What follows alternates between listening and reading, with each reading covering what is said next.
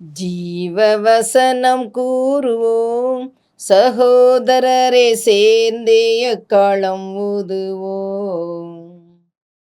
கர்த்தருடைய நாமம் உயர்த்தப்படுவதாக. கிறிஸ்துவுக்குள் அன்பானவர்களே, இந்த நாளிலும் ஜீவ வார்த்தை ஒன்றை கேட்போம். லூக்கா 16வது அதிகாரம் 25ஆம் வசனம். அதற்கு ஆபிரகாம், மகனே, நீ பூமியிலே உயிரோடு இருக்கும் காலத்தில் உன் நன்மைகளை அனுபவித்தாய். லாசருவும் அப்படியே தீமைகளை அனுபவித்தான். அதை நினைத்துக்கொள். இப்பொழுது அவன் தேற்றப்படுகிறான், நீயோ வேதனைப்படுகிறாய். 2 மனிதர்கள், ஒருத்தனுக்கு பெயர் இருக்கு, ஒருத்தனுக்கு பெயர் இல்லை. அவன் ஐஸ்வர்யவான் என்று சொல்லப்பட்டிருக்கிறது.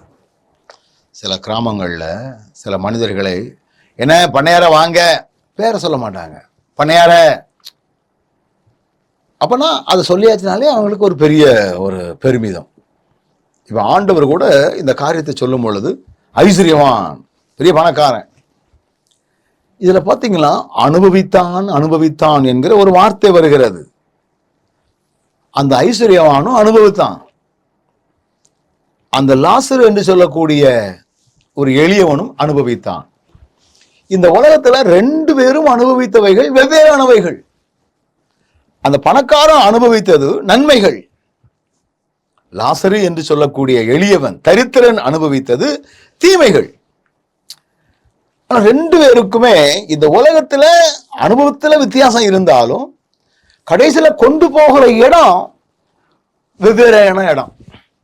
2 பேருக்குமே மரணம் சம்பவிக்கிறது. மரணம் ஐஸ்வர்யவானுக்கு ஒரு மாதிரியும் எளியவனுக்கு ஒரு மாதிரியும் அல்ல, 2 பேருக்கும் மரணம். ஆனா மரணத்துக்கு பிற்பாடு ஒரு வாழ்க்கை இருக்கிறதே, அங்கே கொண்டு போய் சேர்க்கப்படக்கூடிய இடம் மாறுது. அவன் தேற்றப்படுகிறான், நீயோ வேதனைப்படுகிறாய். இந்த உலகத்துல நம்ம கொஞ்ச நாள் தான் வாழ போறோம்.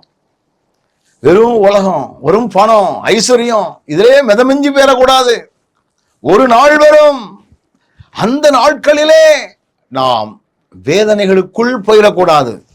எச்சரிப்பாக நமக்கு இங்கே எழுதப்பட்டிருக்கிறது. பணம் தான் வாழ்க்கை, உலகம்தான் வாழ்க்கை.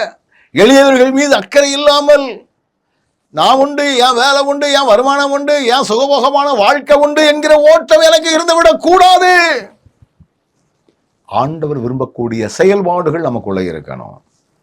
இங்க வசனம் சொல்லுது, அதை நினைத்துக்கொள்.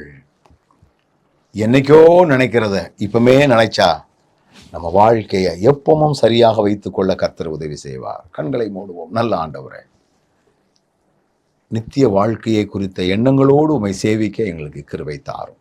இயேசுவின் நாமத்தில் பிதாவே, ஆமென்.